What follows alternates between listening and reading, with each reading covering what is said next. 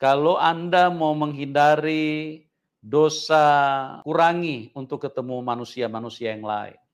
Banyak ketemu dengan Bapa di surga. Banyak menyembah teman. Kalau Anda ketemu dengan orang lain, nah sebentar lagi nanti sudah mendekat itu untuk bercerai. Karena bahasa-bahasa yang kalian dengar dari pertemuan-pertemuan itu membuat semangat Anda untuk bercerai itu lebih tinggi. Karena memang iblis begitulah, skenario begitulah strategi iblis Janganlah di dalam. takut, sebab aku menyertai engkau. Janganlah bimbang, sebab aku ini Allahmu. Aku akan meneguhkan, bahkan akan menolong engkau. Aku akan memegang engkau dengan tangan kananku yang membawa kemenangan. Edukasi rohani. Manusia kenapa bisa terjadi perceraian? Karena tingkat kebosanannya sangat tinggi. Dia lihat pasangannya sudah mulai keriput, ya, dia lihat pasangannya sudah mulai gendut, dia lihat pasangannya sudah tidak, jarang senyum. Itu sudah mulai memunculkan keinginan untuk manusia bercerai. Terlalu banyak, tapi dipicu dengan rasa jenuh yang luar biasa. Ya. Makanya coba lihat manusia, makan ini, ganti itu, kalau traveling ke sini, ke situ, ke sana. Manusia ini jenuh. Selama manusia menumpang di dalam dunia ini, manusia jenuh secara luar biasa. Tingkat kebosanannya luar biasa. Jadi kita hati-hati ya. Makanya di dalam waktu Tuhan Yesus turun ke dalam dunia, Tuhan Yesus itu banyak menyendiri. Ya. Dia memberikan contoh bagaimana berhubungan dengan Bapa di surga. Bahkan pada saat dia berjalan dengan Maria dan Yusuf, pada waktu Tuhan Yesus masih berumur 12 tahun, Tuhan Yesus memilih untuk bersekutu dengan Bapanya. Dan Maria dan Yusuf pada waktu itu terheran-heran. Sampai Maria berkata, loh, kok kenapa nak kamu berbuat seperti itu kepada kami? Apa dijawab Tuhan? Tidakkah kalian tahu bahwa aku harus berada di rumah Bapakku? Kenapa dia tidak memilih untuk bersama-sama dengan manusia yang lain? Karena ketemu dengan manusia yang lain, maka itulah potensi manusia untuk berbuat dosa. Jadi hati-hati ya, kalau Anda mau menghindari dosa, termasuk perceraian, kurangi untuk ketemu manusia-manusia yang lain. Banyak ketemu dengan Bapa di surga. Banyak menyembah teman. Kalau Anda ketemu dengan orang lain, nah sebentar lagi nanti sudah mendekat itu untuk bercerai. Karena bahasa-bahasa yang kalian dengar dari pertemuan-pertemuan itu membuat semangat Anda untuk bercerai itu lebih tinggi. Karena memang iblis begitulah, skenario begitulah strategi iblis di dalam hidup ini. Kalau Anda tidak mau narkoba, kurangi, jangan ketemu orang manusia-manusia. Makanya Tuhan Yesus bilang, pergaulan yang buruk merusak kebiasaan yang baik. Jadi hati-hati pilih teman. Ya. Engkau bergaul dengan tukang judi, engkau jadi tukang judi. Engkau bergaul dengan orang narkoba, engkau jadi narkoba. Engkau bergaul dengan siapapun, dia akan mempengaruhi hidupmu. Engkau bergaul dengan orang yang cinta Tuhan, maka engkau pun akan jadi cinta Tuhan. Engkau bergaul dengan orang yang suka menyembah, engkau akan jadi suka menyembah. Engkau bergaul dengan orang yang suka ke diskotik, night club. Lama-lama bukan cuma suka, lama-lama Anda beli diskotik. Inilah manusia. Dengan siapa Anda bergaul, itu akan saling mempengaruhi. Nah, inilah karena manusia bosan, sifat kebosanannya sangat tinggi, makanya hati-hati. Ya, lihat si A, nanti mulai tertarik dia. Lihat si B, mulai tertarik. Lihat si C, tambah tertarik dia. Sudah itu tinggal tunggu waktunya. Jadi penyebabnya terlalu banyak, ya. Salah satu penyebab utama manusia itu sangat gampang bosan, ya. Sangat gampang bosan. Makanya hati-hati. Tuhan Yesus pernah berkata di dalam firman-Nya, "Jikalau kamu minum air ini, kamu akan haus lagi." Ya. Kenapa? Manusia itu bosanan. Dia minum lagi, dia gali lagi, dia timba lagi. Tetap aja haus. Karena manusia bosan, haus dia, bosan terus. Dia minum, dia pikir, oh ini bisa puas. Nggak puas. Ya, kulit putih dia pikir puas. Kalau kawin dengan pasangan yang kulitnya putih, dia pikir puas dia. Mungkin yang ada sekarang dia lihat agak hitam nih. Oh itu yang putih lebih menantang, ya. Atau mungkin dia lihat, oh yang sekarang ini rambutnya lurus. Kalau kawin dengan orang yang keriting kayaknya lebih menjanjikan, ya. Oh ini rambutnya pendek, kalau yang agak panjang kelihatan lebih menarik. Oh ini matanya agak sipit, ya. Kalau bulat kayaknya lebih cocok ini, lebih apa? Nggak bisa, sama saja Anda gali terus, timba terus, tetap aja Anda haus. Tuhan Yesus bilang, kalau Anda mau minum air daripadaku, Anda tidak akan haus. Karena apa? Karena dari dalam dirimu akan terpancar mata air kehidupan. Itulah air yang Tuhan berikan. Karena Tuhan itu sempurna. Dia tahu untuk memuaskan hidup manusia. Jadi jangan tertipu. Jangan tertipu dengan bagaimana yang setan hadirkan di dalam hidup manusia. Ingat ya, manusia itu gampang bosan. Sedikit-sedikit bosan. Ya. Mau ganti terus. Pengen cari yang baru, pengen cari terus. Ya. Hati-hati ya. Kalau Anda sudah mulai gampang bosan, perhatikan bahwa ada sesuatu yang Anda harus perbaiki di dalam hidupmu. Nah, banyak sekali. Terus kemudian kalau manusia sudah berumah tangga, ya, kadang-kadang salah satu susah mengalah. Apalagi kalau dua-dua susah mengalah. Wow, ini cepat sekali ini. Ya. Tidak usah tunggu 3 tahun. 3 hari aja bisa minta cerai itu. Firman Tuhan direndahkan. Firman Tuhan yang membawa kita kepada kehidupan dianggap tidak penting. Tuhan sudah bilang apa yang telah dipersatukan Allah tidak boleh diceraikan manusia. Oh itu cuma tertulis dalam Alkitab, tidak tertulis di dalam hatiku. Orang yang mau bercerai itu pasti, oh itu tidak tertulis dalam hatiku, cuma tertulis dalam Alkitab. Cuma kalau lagi tenang, kalau lagi sadar, baru dia bisa berpikiran normal. Tapi kalau setan sudah serang dia, sama-sama keras. Salah satu saja keras kepala itu bisa berujung kepada perceraian. Apalagi kalau dua-dua keras kepala. Makanya salah satu buah daripada Roh Kudus adalah sabar. Ya. Perhatikan kalau kesabaran menghilang di dalam hidupmu, itu adalah ciri-ciri bahwa engkau Roh Kudus tidak mengendalikan hidup. Sabar. Sabar. Ya. Apa yang telah dipersatukan Allah tidak boleh diceraikan manusia.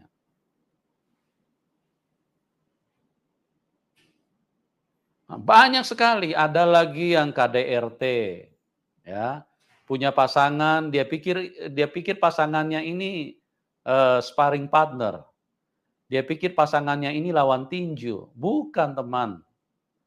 Pasanganmu itu untuk dicintai, dikasih, dibahagiakan hidupnya. Bukan untuk Anda punya saingan tinju, Anda punya, bukan untuk lawan tinjumu. Ya, Ini khususnya laki-laki nih. Anda kalau jagoan, maaf ya, masuk ring tinju. Jangan pasanganmu sedikit-sedikit engkau pukul.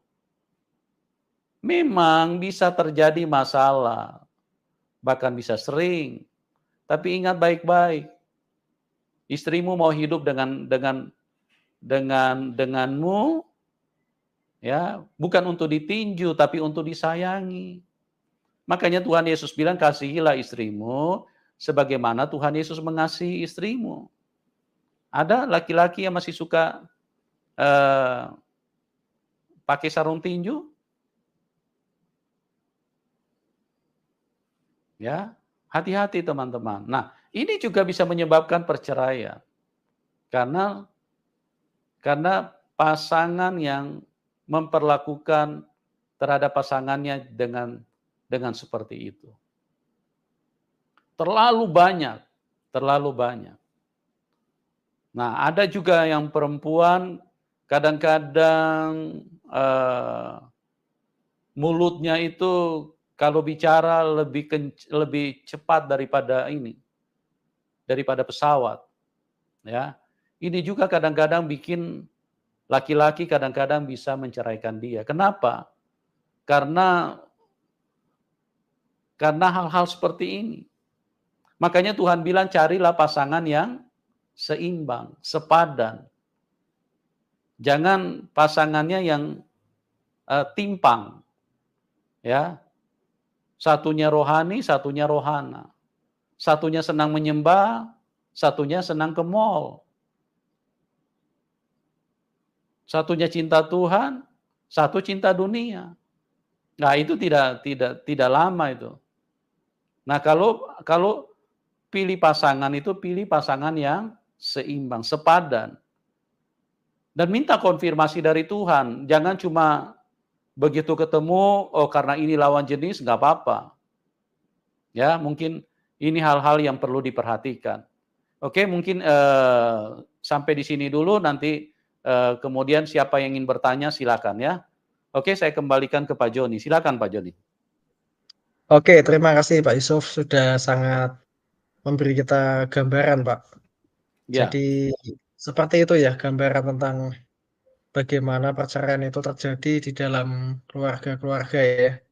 Mungkin dari teman-teman ada yang mau sharing atau bertanya kepada Pak Yusuf, saya persilahkan Bu Mary, Bu Rolfi atau Mas Kosin, silakan. Salam, Salam. Pak Mas Joni. Kosin, Shalom. silakan. Please, saya mau tanya dong. Ini kan di firman Ya. Tuhan kan jelas ya. Ya. Aduh, kameranya buka. Nah, ini kan di firman Tuhan bilang begini ya. Yang tadi itu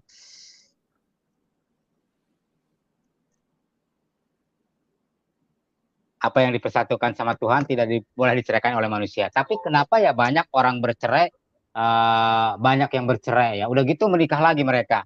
Itu anak-anak Tuhan loh. Kalau orang seberang sih nggak masalah ya. Karena mereka kan kalau udah bercerai itu kan wajib menikah lagi gitu ya. Kalau di dalam lingkungan gereja nih, contoh, bukan contoh, ini di lingkungan gereja. Banyak kan kalau orang Kristen nih bercerai menikah lagi.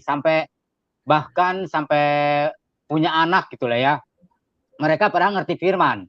Nah, itu kan menurut saya ya, bukan menurut saya, menurut firman kan sudah jelas apa yang dipersatukan sama Tuhan. Tidak boleh diceraikan oleh manusia ya, kecuali maut ya, kecuali Tuhan yang memisahkan. Tapi kebanyakan orang yang bercerai itu kan banyak orang yang mengerti firman bilang jangan bercerai. Tapi nyatanya itu banyak yang terjadi perceraian di dalam anak-anak Tuhan itu, orang-orang Kristen terutama. Itu banyak penyebabnya seperti itu, tapi mereka malah melakukan pernikahan lagi gitu, malah diberkati lagi sama pendeta gitu loh. Itu yang menjadi, saya kadang-kadang pernah ngelihat gitu ya, ini saya sedikit cerita juga. Saya pernah ngelihat katanya nggak boleh itu kan pendeta, harusnya tuh dia tuh nggak boleh menikahkan itu, memberkati ya. Tapi dia kenapa memberkati? Seharusnya tuh dia menasehati ataupun orang itu konseling gitu lah ya, dalam arti konseling dalam arti itu mereka tuh ini gitu loh, apa namanya, ceritalah gitu, apa sih menjadi kendalanya gitu. Harusnya jangan sampai menjadi ini gitu loh, menjadi batu sandungan ya, jadi batu sandungan. Harusnya mereka itu kembali lagi lah ke suami. Contohnya ada seorang artis ya, berapa tahun, 11 tahun lah ya mungkin, almarhum Robby Sugara. Itu dia sampai meninggalkan istrinya ya dari anak istri, tapi dia dengan doa istrinya itu dia kembali lagi gitu kan, bertobat gitu. Jadi sampai beliau itu dipanggil Tuhan. Harusnya seperti itu ya. Tapi ini ada anak Tuhan bercerai, menikah, ya emang sih bercerainya udah lama. Nah, dipersatukan, diberkati. Nah, aku mau tanya, kenapa sih dia udah ngerti firman, ya, seperti tadi yang Papi jelaskan tadi, dia udah ngerti firman, bahkan dia rajin ke gereja, rajin berdoa, tapi dia udah tahu itu salah, kenapa dilakukan gitu. Saya itu kadang-kadang suka males gitu melihat orang seperti itu gitu. Nah, itu tolong dijelaskan. Padahal dia itu orang gereja gitu, orang ngerti firman, maaf, berbahasa roh lagi gitu kan. Harusnya dia itu jangan gitu, jangan melakukan yang apa yang bilang Tuhan, apa yang dipersatukan sama Tuhan tidak boleh diceraikan gitu kan. Tapi dia kenapa? Emang sih secara manusia daripada berzina, tapi kan kalau menurut aku nih alangkah lebih baik tidak menikah lagi gitu, karena kalaupun menikah lagi dia jatuhnya kan perzinahan. Ya, itu bagaimana menurut tanggapannya, Pi? Terima kasih. Baik. Oh, Memang segala sesuatu itu harus di, dipimpin oleh Roh Kudus, ya. Jadi bukan hanya orang yang tahu firman, tapi yang saya perlu tegaskan kepada kita bukan bukan banyak, ada pendeta besar juga yang bercerai, ya. Pendeta besar yang punya pelayanan yang luar biasa. Nah, kenapa ini bisa terjadi? Jawabannya hanya simple. Karena mereka hidup di dalam kedagingan, ya. Kita mungkin pernah dengar, saya tidak usah sebutkan namanya, ya. Pendeta besar yang kalau khotbah itu di depan jutaan manusia. Dia pernah bercerai. Nah, ini kenapa bisa terjadi? Karena manusia itu tidak selalu dipimpin oleh Roh Kudus. Manusia tidak selalu dipimpin oleh Roh Kudus. Pada saat dia tidak dipimpin oleh Roh Kudus, nah itulah kedagingan masuk. Jadi dia dipimpin oleh daging. Apa itu daging? Daging itu punya istri satu tidak cukup. 2 pun tidak cukup. 3 tidak cukup. 4 tidak cukup. Sampai 12, 13 pun tidak cukup. Kenapa? Karena hawa nafsunya terlalu gede. Ya. Ini orang liar banget ini kalau orang yang begitu tuh. Sangat haus, ya. Ini sama dengan perempuan di sumur Yakub. Itu sebetulnya bukan manusia lagi tuh. Sudah setan di dalamnya. Karena apa? Karena dia tidak pernah puas dengan ketetapan Tuhan. Dia coba membangun kepuasan sendiri. Ya. Makanya dia kawin terus. Ada orang sampai punya istri 50. Nggak puas dia. Oke, kita nggak usah bicara yang lain-lain. Tapi itu hanya sebagai penjelasan supaya kita mengerti. Karena tabiat manusia itu begitu, tabiat daging. Makanya Tuhan suruh hidup kita masuk di dalam tabiat roh. Sifat roh. Roh itu tidak membutuhkan seksualitas. Roh itu kehidupannya sama dengan malaikat di surga. Makanya kenapa Tuhan Yesus datang tidak kawin? Karena memang dia manusia roh. Allah itu roh, itulah Allah yang sesungguhnya. Yang datang bukan hanya membawa kata-kata, tetapi membawa contoh kehidupan. Cuma banyak manusia dikuasai setan dan tidak mengerti. Cuma mereka berkata, masa Tuhan dipalang salib? Masa Tuhan berkolor? Ya, luar biasa memang kebodohan manusia. Itulah Allah yang sesungguhnya yang turun menjadi manusia. Sifat Allah itu sepenuhnya diam di dalam dia. Ya, kalau manusia itu doyannya kawin. Gitu. Jadi kalau kenapa pendeta atau orang Kristen tahu firman, mereka cuma tahu firman tapi kehidupannya kehidupan daging. Karena kehidupannya lemah, daging itu lemah. Jadi lihat ada perempuan cantik sedikit, udah. Maaf ya, libidonya naik dia. Lihat laki-laki yang lebih gagah, lebih ini, oh udah. Ya. Sudah sama dengan perempuan di sumur Yakub dia. Sudah kayak, maaf ya, sudah kayak kuda liar dia. Jadi ini hati-hati. Makanya Tuhan Yesus bilang, hiduplah oleh roh. Jangan hidup oleh daging. Kalau hidup oleh daging begitu, sampai 100 wanita, dia tidak pernah puas. Ya. Setiap hari, setiap malam dia ganti satu. Bahkan satu malam bisa tidur dengan 3 perempuan. Nggak pernah puas. Nggak pernah puas ya. Sampai kena AIDS pun, nanti dia sadar sudah di ICU. Sudah mau diterkam setan itu. Itu pun kadang-kadang tidak sadar. Ya itulah. Jadi berhati-hati teman, karena manusia ini terlalu lemah, gampang bosan. Ya, punya pasangan tidak pernah puas dia. Tidak pernah puas. Terus juga manusia ini keras kepala. Kadang-kadang manusia ini tidak bisa melayani. Suami tidak bisa melayani istri, itu bisa bercerai loh. Ya. Makanya firman Tuhan ini sempurna, semua sudah diatur. Bertolong-tolonganlah, saling melayani. Istri tidak berkuasa atas tubuhnya, tapi suaminya yang berkuasa. Suami tidak berkuasa atas tubuhnya, tapi istrinya. Kalau Anda melakukan kegiatan seksual, jangan sendiri. Harus dengan pasangan, suami istri. Karena Tuhan sudah bilang, yang berkuasa itu pasangannya.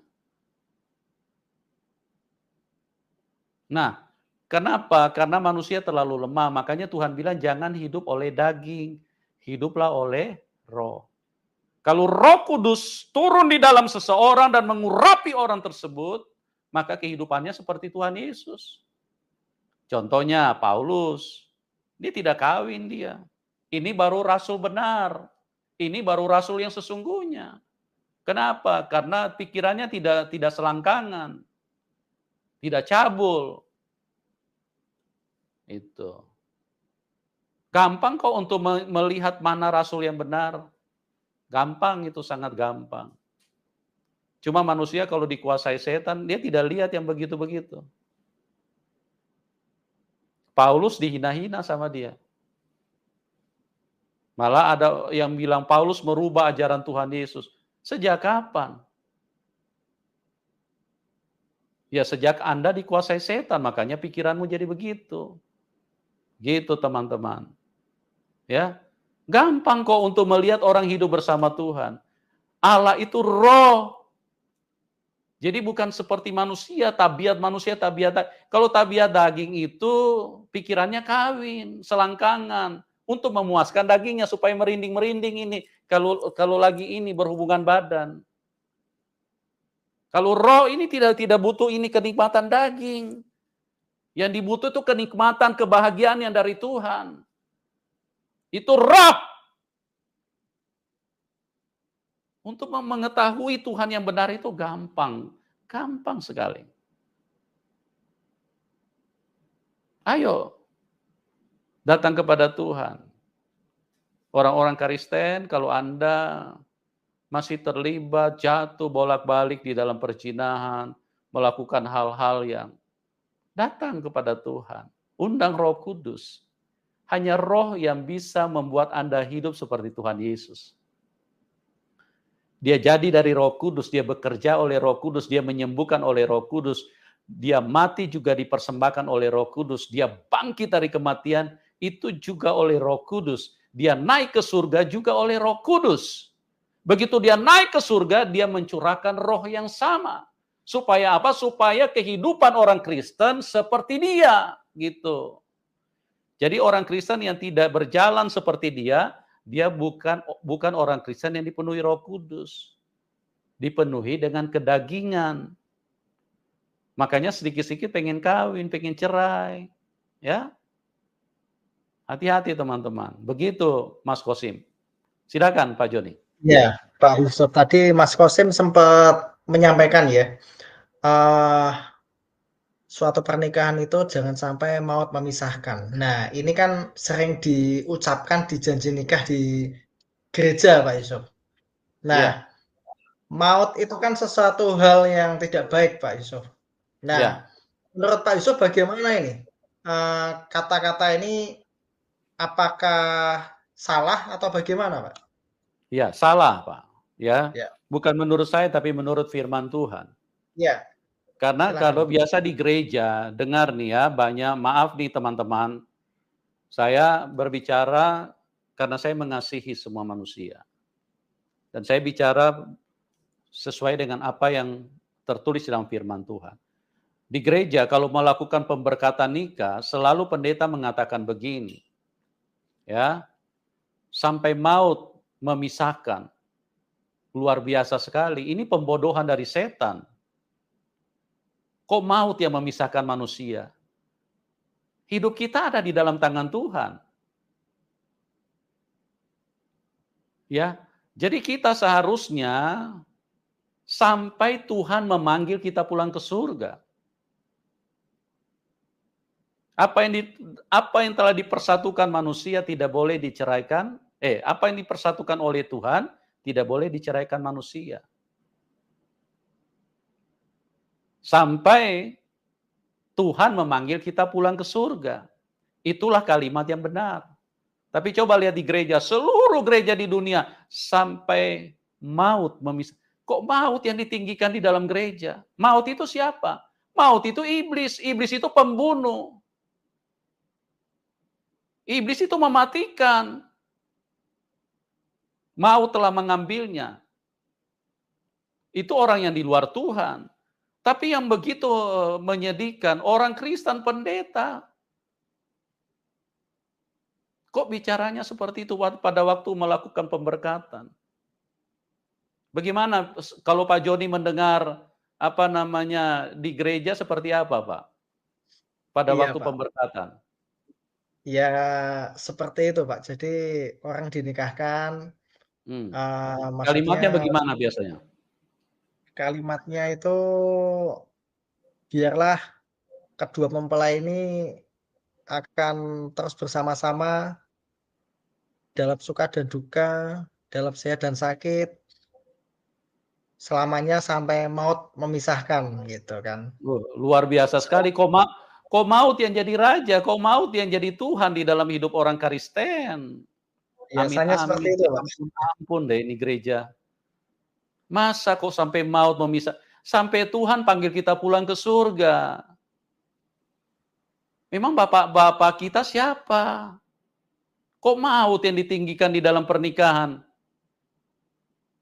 Ya, memang banyak sekali terlalu banyak hal-hal yang memang perlu diluruskan di dalam gereja Tuhan. Kelihatannya gereja berjalan fine-fine saja. Ya. Sampai Tuhan membawa kita pulang ke surga. Bukan sampai maut memisahkan kita. Kok sampai iblis yang memisahkan? Sampai Tuhan bawa pulang kita ke surga. Ya.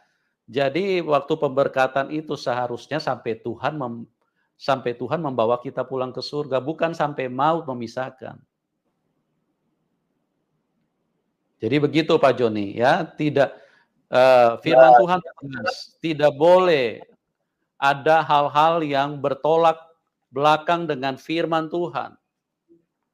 Seperti ini juga banyak sekali seluruh dunia orang Kristen kalau dikubur itu di batu nisan ditulis kalau dia mati ditulis salib.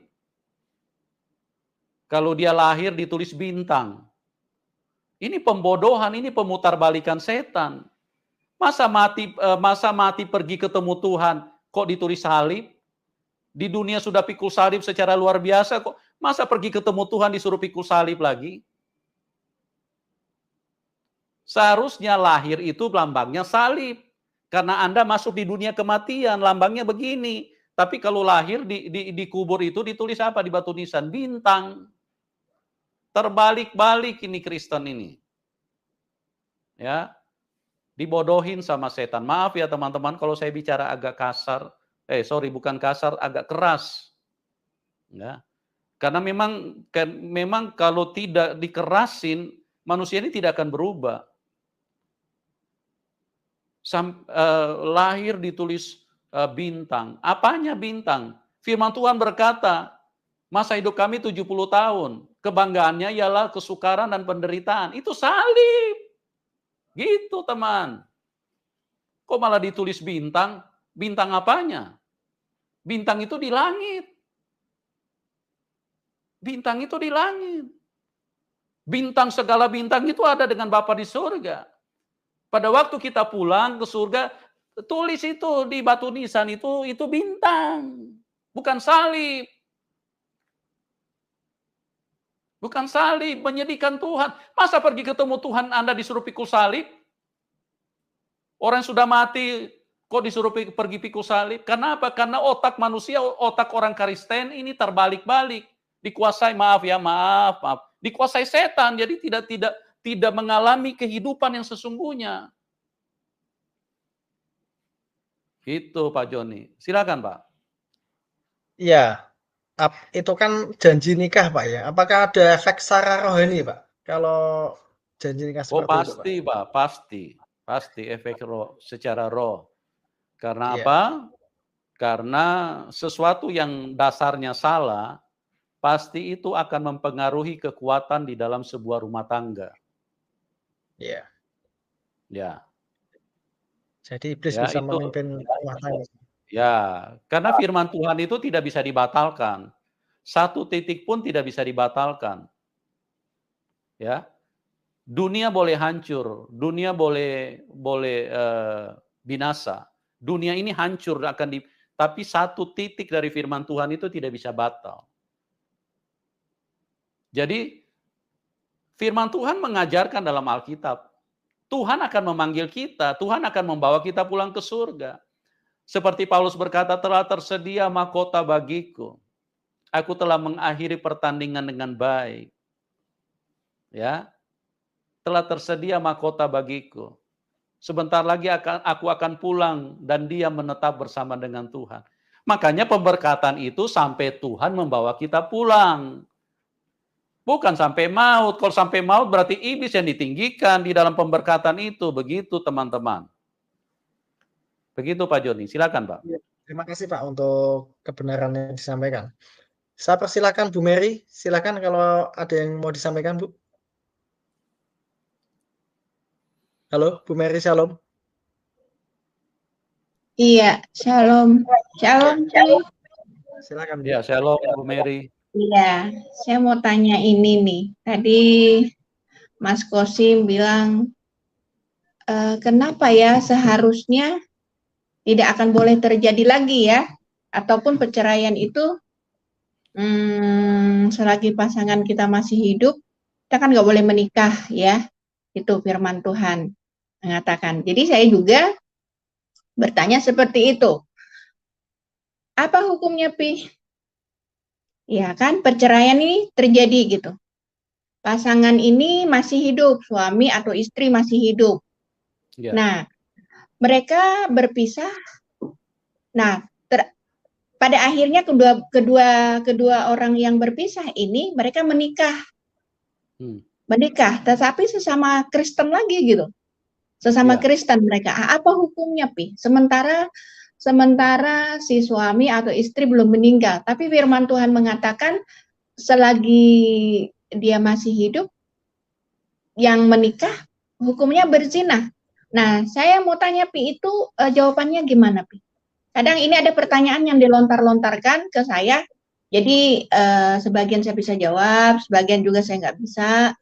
Jadi saya kembali lagi bertanya ke Papi. Oke. Apa hukumnya Pi? Oke. Kalau ditanya apa hukumnya, hukumannya adalah Firman nanti akan menghukum. Kenapa? Karena mereka melawan firman, melanggar firman.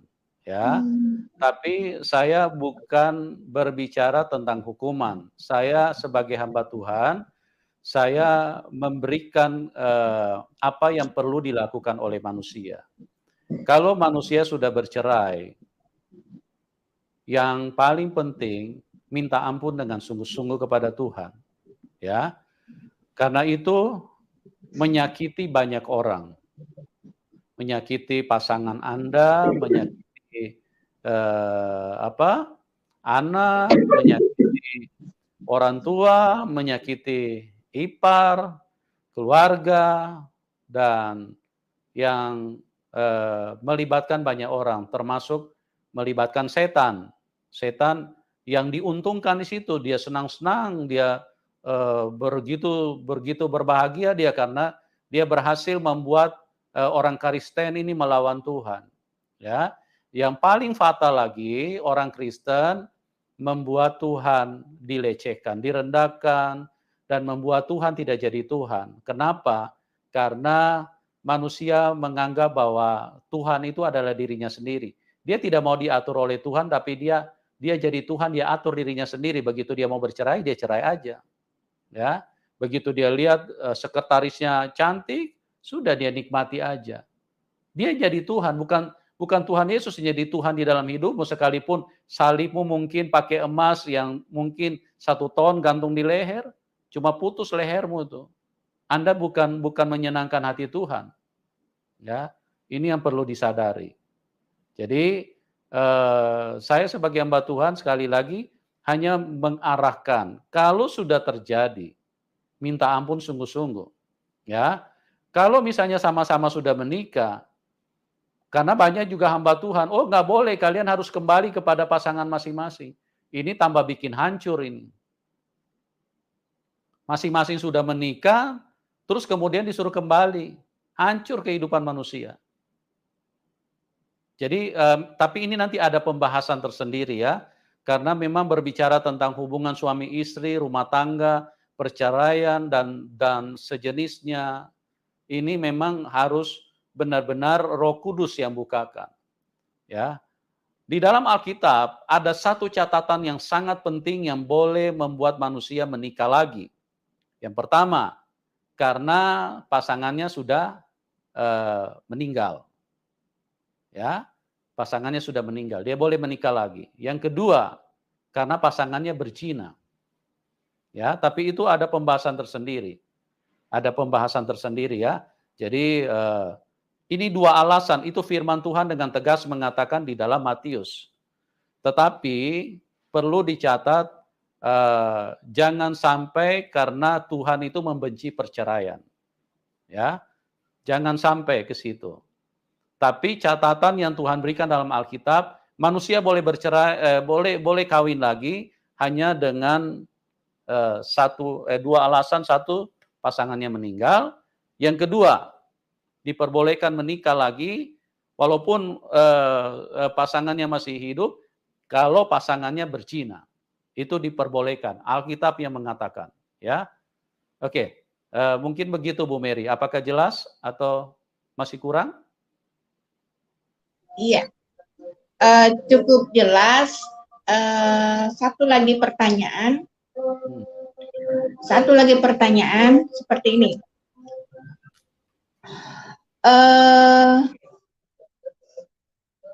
Ini terjadi pernikahan bukan dengan orang Kristen.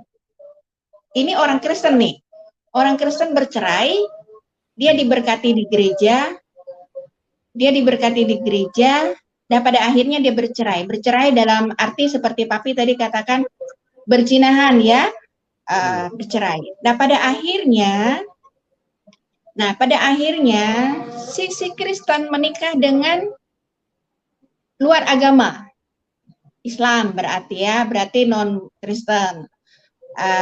Tapi setelah dia menikah dengan si Muslim atau luar Kristen gitu ya, nah dia mendapatkan sesuatu yang diharapkan. Ya Pi ya, dia mendapatkan sesuatu yang diharapkan dari pasangan yang bukan Kristen. Nah, pada akhirnya si Kristen tahu semua yang dia dapatin sama si ini itu salah dengan firman Tuhan. Sementara badan nih, dagingnya atau tubuhnya ini, dagingnya sangat sangat sulit ya untuk melupakan ini karena dia dapat dari seseorang ini gitu ya. Nah, tapi karena dia tahu itu salah, sekalipun itu dia sangat sayang untuk meninggalkan itu, tapi dia tahu itu salah yang dia lakukan. Satu, salah, ini bukan anak Tuhan, dia sudah melanggarkan melukai hati Tuhan ya, dia tahu. Kedua, pasangannya ini benar-benar bukan anak Tuhan gitu. Nah, pada akhirnya dia ngambil keputusan, dia kembali sama Tuhan. Apa yang didapetin itu, Pi? Apakah yang harus Papi jawab di sini? Jadi dia punya pasangan kemudian bercerai. Iya. Sama-sama orang Kristen. Iya, dia punya pasangan. Dia pada akhirnya dia bercerai karena mungkin dari arah perselingkuhan itu berkali-kali gitu ya. Oke. Setelah perceraian terjadi, si Kristen ini atau perempuan atau laki-laki ini mendapat pasangan lagi. Ya. Dia tergoda lah dengan seseorang perempuan atau laki-laki. Nah, dia menikah. Di pasangan yang pertama dia nggak dapat sesuatu yang dia harapkan, sekalipun itu diberkati di gereja gitu loh, nggak dapat. Tapi setelah dia menikah dengan pasangan yang bukan anak Tuhan, yang bukan juga orang Kristen, tapi dia mendapat kebahagiaan itu, yang dia dambakan dapat. Kebahagiaannya itu dapat, tapi dia tahu ini salah dia lakukan dan pada akhirnya dia tinggalkan itu, Pi, dan dia kembali ke Tuhan. Apakah itu salah dia melukai orang? Oh, tidak. Karena catatannya harus jelas. Ini pasangan yang beda iman, apakah memperbolehkan orang Kristen ini tetap menyembah Tuhan dan mencari Tuhan dengan bebas? Atau pasangannya ini menghalang-halangi? Kalau dia memperbolehkan, berarti yang si Kristen ini tidak boleh menceraikan. Ya. Tapi kalau dia menghambat, melarang, atau mungkin memaksa yang si Kristen ini harus ikut kepada dia, itu tidak apa-apa ditinggalkan. Itu memang sangat benar dan sangat tepat. Itu laki-laki seperti itu atau perempuan seperti itu bawa pasangannya untuk masuk neraka itu. Jadi lebih bagus, lebih cepat untuk ditinggalkan. Jangan hidup terlalu lama dengan orang yang membuat kita meninggalkan Tuhan. Ya, itu intinya. Jadi sudah sangat tepat, sangat bagus, lebih cepat, lebih bagus tinggalkan orang seperti itu karena itu akan mematikan hidup si anak Tuhan. Kitab Zakaria, penglihatan-penglihatan. Zakaria pasal 1, seruan untuk bertobat. Dalam bulan yang ke-8, pada tahun kedua zaman Darius, datanglah firman Tuhan kepada Nabi Zakaria ben Berekia bin Ido. Bunyinya, sangat murka Tuhan atas nenek moyangmu. Sebab itu katakanlah kepada mereka, beginilah firman Tuhan semesta alam. Kembalilah kepadaku, demikianlah firman Tuhan semesta alam. Maka aku pun akan kembali kepadamu, firman Tuhan semesta alam. Janganlah kamu seperti nenek moyangmu, yang kepadanya para nabi yang dahulu telah menyerukan, demikian, beginilah firman Tuhan semesta alam. Berbaliklah dari tingkah lakumu yang buruk dan dari perbuatanmu yang jahat. Tetapi mereka tidak mau mendengarkan dan tidak mau menghiraukan aku. Demikianlah firman Tuhan. Nenek moyangmu, di mana mereka? Dan para nabi, apakah mereka hidup untuk selama-lamanya? Tetapi segala firman dan ketetapanku yang telah kuperintahkan kepada hamba-hambaku, para nabi, bukankah itu telah sampai kepada nenek moyangmu? Maka bertobatlah mereka serta berkata, sebagaimana Tuhan semesta alam bermaksud mengambil tindakan terhadap kita sesuai dengan tingkah laku kita dan perbuatan kita, demikianlah ia mengambil tindakan terhadap kita. Penglihatan pertama, para penunggang kuda. Pada hari yang ke-24 dari bulan yang ke-11, itulah bulan Shebat, pada tahun yang kedua zaman Darius, datanglah firman Tuhan kepada Nabi Zakaria bin Berekia bin Ido. Bunyinya, tadi malam aku mendapat suatu penglihatan, tampak seorang yang menunggang kuda merah. Dia sedang berdiri di antara pohon-pohon murad yang di dalam jurang, dan di belakangnya ada kuda-kuda yang merah jambu dan yang putih.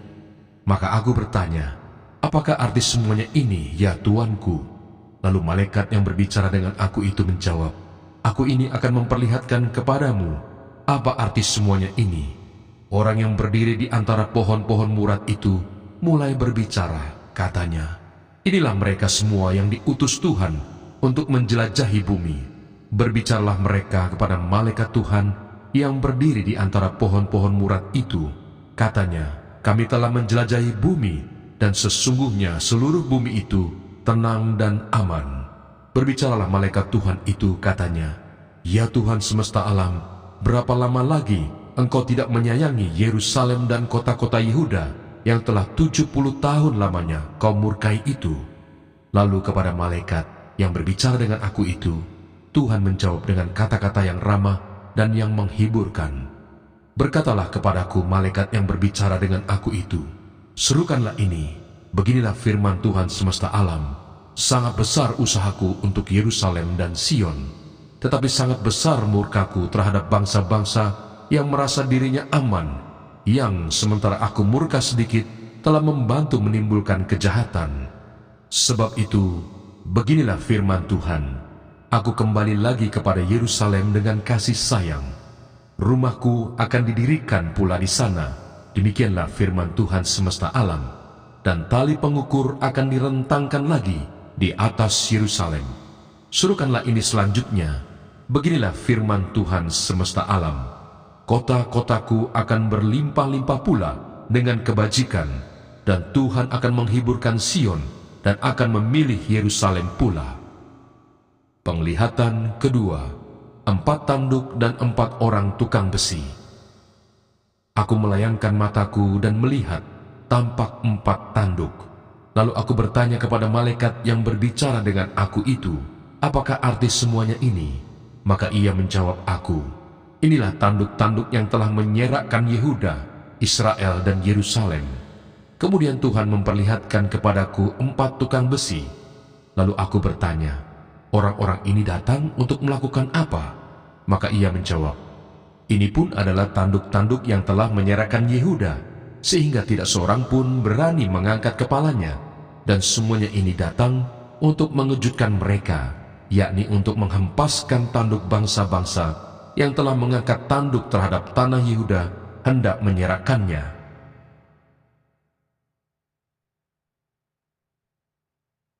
Zakaria pasal 2. Penglihatan ketiga, seorang yang memegang tali ukuran. Aku melayangkan mataku dan melihat tampak seorang yang memegang tali pengukur. Lalu aku bertanya, kemanakah engkau ini pergi? Maka ia menjawab aku, ke Yerusalem untuk mengukurnya, untuk melihat berapa lebarnya dan panjangnya. Dan sementara malaikat yang berbicara dengan aku itu maju ke depan, majulah seorang malaikat lain mendekatinya, yang diberi perintah, berlarilah, katakanlah kepada orang muda yang di sana itu, demikian, Yerusalem akan tetap tinggal seperti padang terbuka, oleh karena banyaknya manusia dan hewan di dalamnya. Dan aku sendiri, demikianlah firman Tuhan, akan menjadi tembok berapi baginya di sekelilingnya, dan aku akan menjadi kemuliaan di dalamnya. Orang-orang buangan dipanggil pulang. Ayo, ayo, larilah dari tanah utara, demikianlah firman Tuhan. Sebab ke arah keempat mata angin, aku telah menyerahkan kamu, demikianlah firman Tuhan. Ayo, luputkanlah dirimu ke Sion, hai penduduk Babel. Sebab beginilah firman Tuhan semesta alam, yang dalam kemuliaannya telah mengutus aku mengenai bangsa-bangsa yang telah menjarah kamu. Sebab siapa yang menjamah kamu, berarti menjamah biji matanya. Sesungguhnya aku akan menggerakkan tanganku terhadap mereka, dan mereka akan menjadi jarahan bagi orang-orang yang tadinya takluk kepada mereka. Maka kamu akan mengetahui bahwa Tuhan semesta alam yang mengutus aku. Bersorak-sorailah dan bersukarialah, hai putri Sion, sebab sesungguhnya aku datang dan diam di tengah-tengahmu. Demikianlah firman Tuhan. Dan banyak bangsa akan menggabungkan diri kepada Tuhan pada waktu itu, dan akan menjadi umatku, dan aku akan diam di tengah-tengahmu. Maka engkau akan mengetahui bahwa Tuhan semesta alam yang mengutus aku kepadamu. Dan Tuhan akan mengambil Yehuda sebagai miliknya di tanah yang kudus, dan ia akan memilih Yerusalem pula. Berdiam dirilah, hai segala makhluk, di hadapan Tuhan, sebab ia telah bangkit dari tempat kediamannya yang kudus.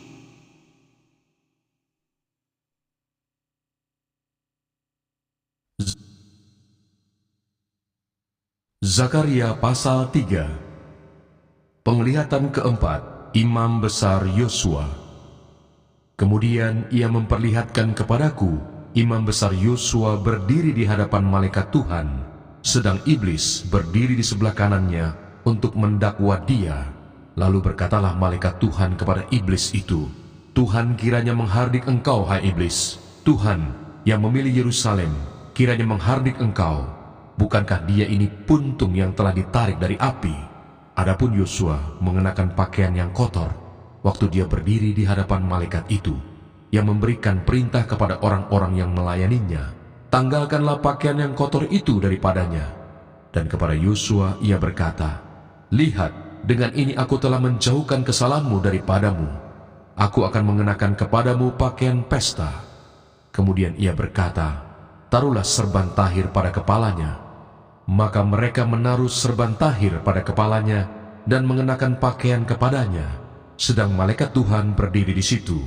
Lalu malaikat Tuhan itu memberi jaminan kepada Yosua, katanya, beginilah firman Tuhan semesta alam, apabila engkau hidup menurut jalan yang kutunjukkan dan melakukan tugas yang kuberikan kepadamu, maka engkau akan memerintah rumahku dan mengurus pelataranku, dan aku akan mengizinkan engkau masuk ke antara mereka yang berdiri melayani di sini. Dengarkanlah, hai Imam Besar Yosua, engkau dan teman-temanmu yang duduk di hadapanmu, sungguh kamu merupakan suatu lambang. Sebab sesungguhnya aku akan mendatangkan hambaku, yakni Sang Tunas. Sebab sesungguhnya permata yang telah kuserahkan kepada Yosua, satu permata yang bermata 7, sesungguhnya aku akan mengukirkan ukiran di atasnya. Demikianlah firman Tuhan semesta alam, dan aku akan menghapuskan kesalahan negeri ini dalam 1 hari saja.